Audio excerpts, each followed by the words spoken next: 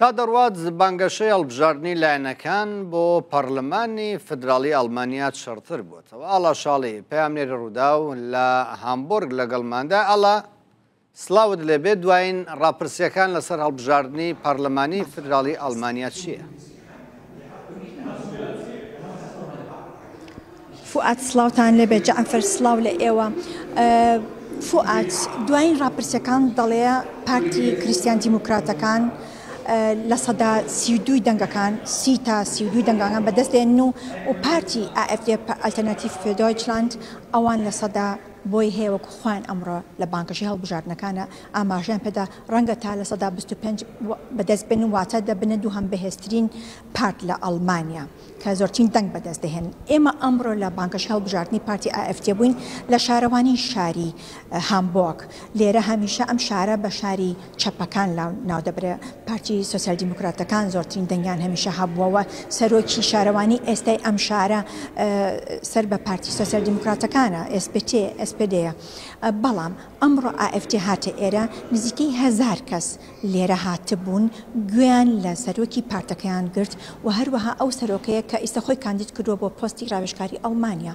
ئەو بە ئارامی بە زمانێکی زۆر ڕوون و زۆر بە ئارامی باسی پرۆگرامی پارتەکەی بۆ دەنگدەرانی AfD و لایەنگرانی AfD کرد و ئەندامی AfD کرد.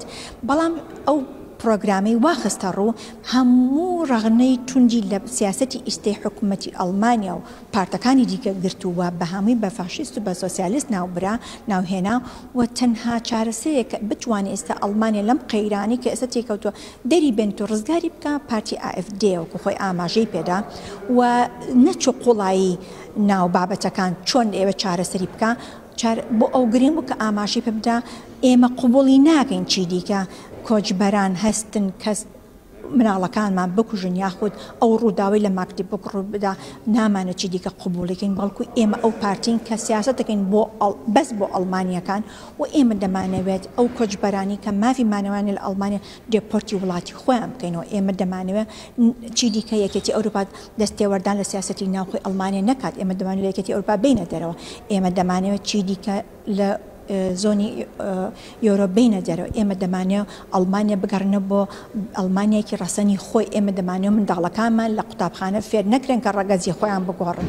ئێمە دەمانەوێت مناڵەکانمان لە ئەڵمانیا بەباشی فێر بن نەکوەکو ئێستا هەر مستەوای ئەتوان بڵێم سیستەمی خوێندن باش نییە، پەروەردە هیچ باش نییە، ڕغنەی توندیان لێگرتوتیان دەبێت ئەوان ئێمە هەموو ئەبانێت چاکسازی بکەین لە هەموو ڕوەکانەوە. ئەوەی ئەمان ناوی دەبن ئەوەیە کە ئەمان دەیانێت بگەڕنە بۆ هێزی بەرهێمەنانی وزە لە ڕێگەی هێزی ئەتۆمیەوە و ئەو کە ئەڵمانی ئێستا هیچ بنکێکی نەماوە، تەنها یەک بنکەی ماوە، بنکەکانی دیکە هەمووی داخست.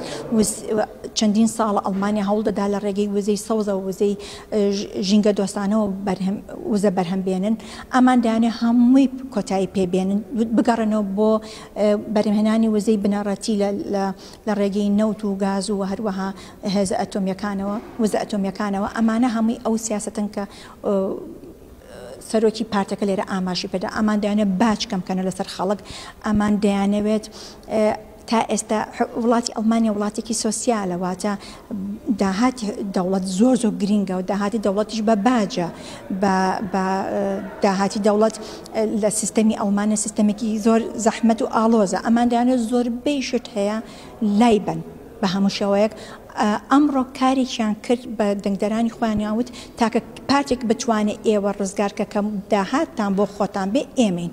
واتە ئەتوان بڵم پرۆپاگەندێکی زۆریان بۆ پارتەکەیان کرد لێرە.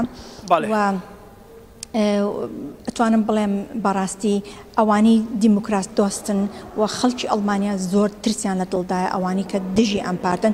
بۆیە ئەمڕ 2000 کەس لە دەرەوەی لە بەردرگای ئەم شارەوانە دژی ئەم پارتە خۆپشاندانیان کرد و ئەتوان بڵێم هاوپەیمانی دژی ڕاستەوە توندڕەوەکان هەستان بە هەزاران کەسیان کۆ کردەوە بۆیە دژی AfD خۆپشاندان بکەن.